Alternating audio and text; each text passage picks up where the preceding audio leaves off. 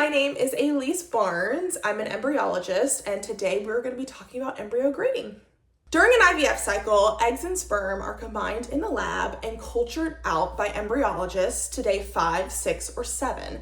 These are the days that we perform embryo grading, and it allows us to select the best embryo for transfer later on. Embryologists grade embryos at days 5, 6, and 7. This is when the embryos are in the blastocyst stage of development. So what is embryo grading? When we grade embryos, we are looking at 3 different features. The first being expansion, the second being the ICM, and the third being the trophectoderm. Typically, that means that we have a grade something similar to a 4AB or a 3BC. The second thing in the grading system is the first letter, and that corresponds with the ICM. That stands for inner cell mass, and that is what becomes the baby. If you've ever seen a picture of an embryo, you'll see lots of cells, and then kind of off to one side, there'll be a ball of really compacted cells. That is the ICM. This is graded on a letter scale, A through D, where A is the best, D is the worst. It's very much like school. And for a really high quality ICM, you want to see a good size that's well compacted and very little cell death.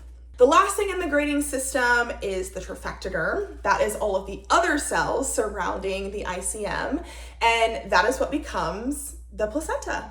That is also where we take cells when we are doing genetic testing of the embryo. We take cells from that trophectoderm and send those off for genetic testing. The trophectoderm is the second letter in the grading system and is also graded on an A through D scale, where A is the best and D is the worst. For a really nice quality trophectoderm, we like to say we want to see a cobblestone look. So lots of really nice plump cells, no bare spots, and very little cell death or extruded cells. So once we have graded all of those features, we then, like I said, have a combined grade of like a 3AB or a 6BC. So those 2 letters together also correspond to a good, fair, and poor quality embryo.